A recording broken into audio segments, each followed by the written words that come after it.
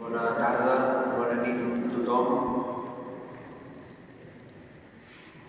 Sigueu benvinguts al convent dels Caputxins d'Arenys.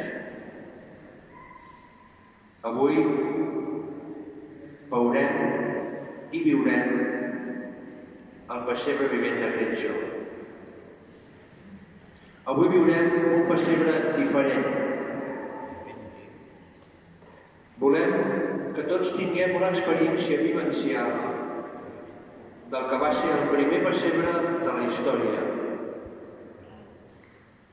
ara fa 800 anys. I per això ens transportarem als temps de Sant Francesc. Veurem a Sant Francesc i el seu amic Joan. Veurem com Sant Francesc va pregar, com ho va meditar, com ho va proposar al seu amic i com ho van viure tots els frares d'aquell moment. I nosaltres, formarem part d'aquell poble i ho viurem amb ells. Hi haurà un moment en el que encendrem les espelmes amb la intenció de que ens facin endinsar en el misteri del Nadal.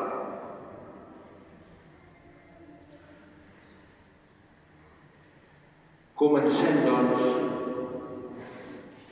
un retrocés en el temps. Us animeu? Tanqueu els ulls.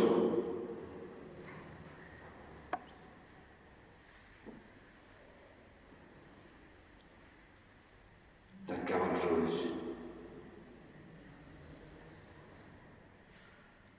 1900, 1800, 1700, 1600, 1500, 1400, 1300. Desembre de 1223. Al vell mig d'Itàlia, a 90 quilòmetres al sud de Sis, hi ha una petita i bonica vila anomenada Gretjo.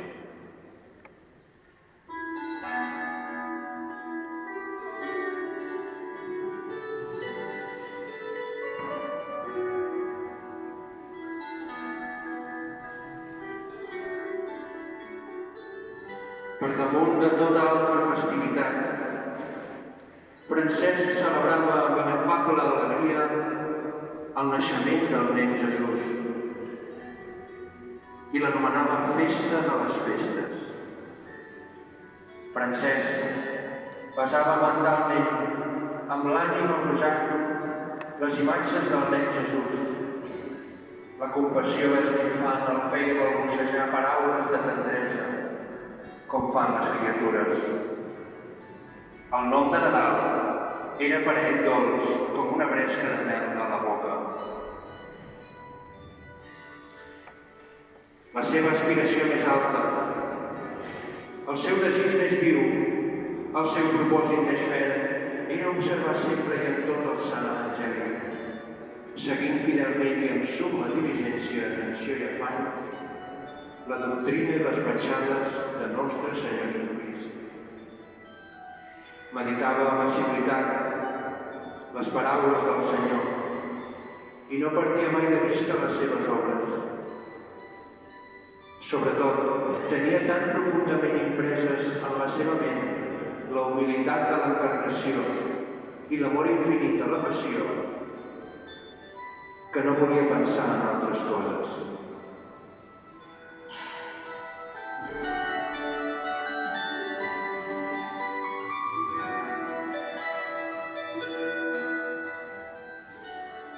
És digne de recordar i celebrar amb reverent memòria el que feu el sant a Gretjo 3 anys abans de la seva mort gloriosa, el dia del naixement de nostre Senyor Jesucrist.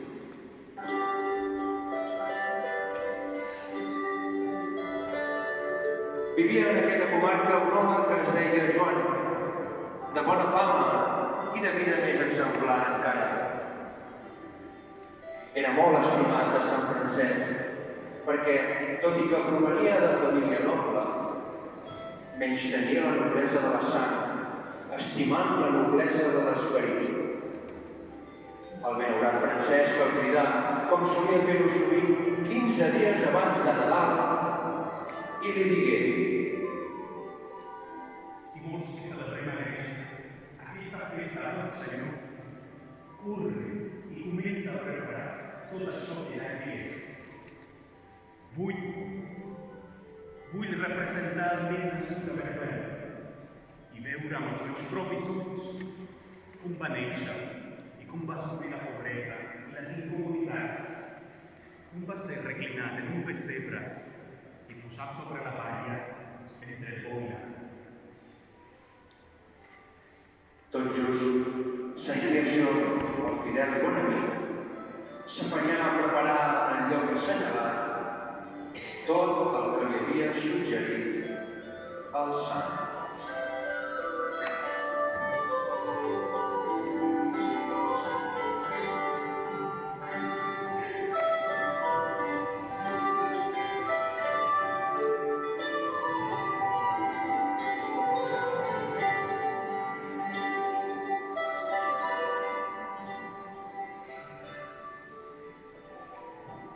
I arribà el dia de l'alegria, el temps de l'exultança.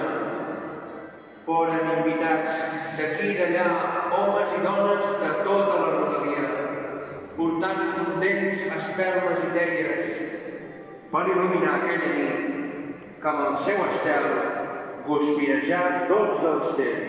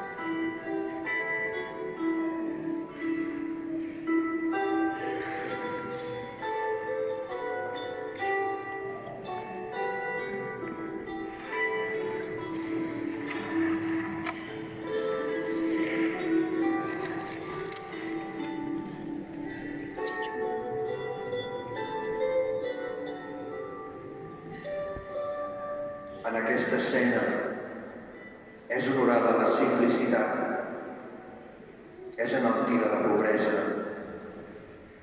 i recomanada la humilitat. Crecho esdevé una nova Betlem. La nit és clara, com el dia, delitosa per als homes i per les bestioles. La gent arriba i el nou misteri és assaborit amb fruïció nova.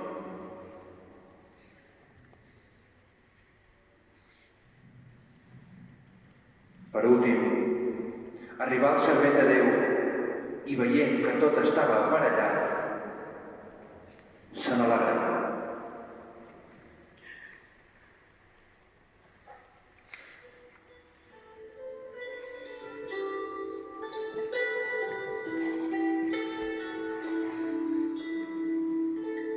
Francesc es quedà dret davant d'aquell pessebre, delirós i estàtic, amarat d'un goig inefable. Ressonen unes veus en el bosc i les roques contesten amb himnes joiosos. Els frares coregen lloes al Senyor i la nit s'esmuny festiva amb cantories de Gaudi. El sacerdot celebra solemnement l'Eucaristia damunt el pessebre, ple d'una alegria nova.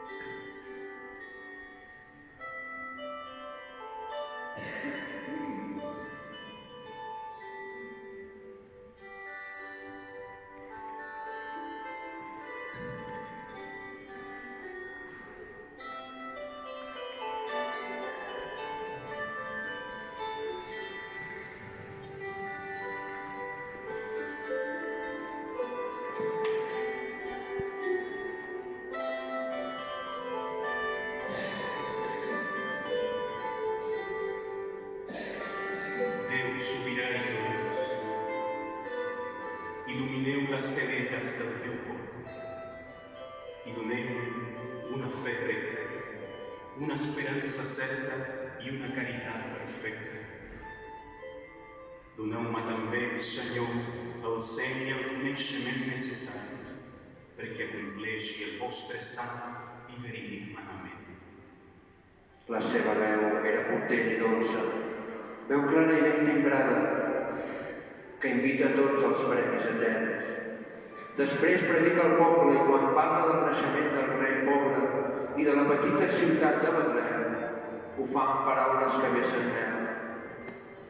Moltes vegades, quan vol pronunciar el nom de Crist Jesús, abrosat d'amor diví, l'anomena l'infant de Betlem i en dir Betlem, la seva boca s'omple d'una veu, o més encara, d'un efecte tendrívol. Cada cop que deia el nen de Betlem o Jesús, es llepava els llavis com si assaborís la dolçor d'aquestes paraules.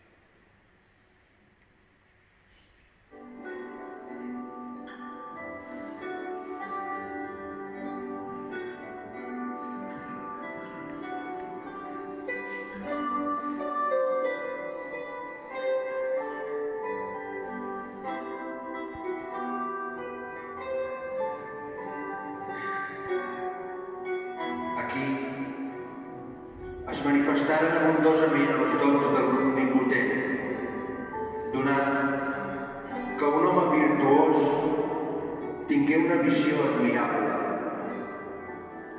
Li semblava veure un minyonet ajagut i esvanit en el pessebre i que, acostant-s'hi Sant Francesc, el despertava d'un son profund.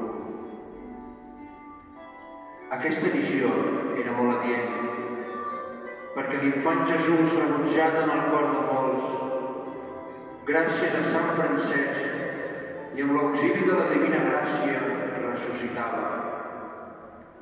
I el record de la seva imatge restava gravat en la memòria dels qui l'estimen.